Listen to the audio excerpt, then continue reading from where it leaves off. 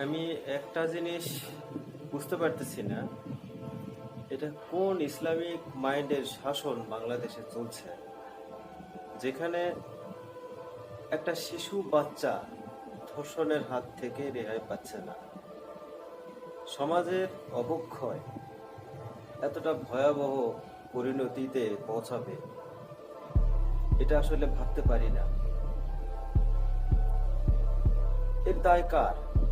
কে নেবে এই এই কলঙ্কের দায়? কি আছে এর জবাব? এত ছোট ছোট বাচ্চা, এত ধর্ষণের যে এই যে পরিস্থিতি সারা দেশে প্রতিদিন খবর আছে, কোনো না কোনো জায়গায় ধর্ষণের শিকার হচ্ছে মানুষ। এই ইসলাম কি আমরা চেয়েছিলাম, না এই বাংলাদেশ আমরা চেয়েছিলাম?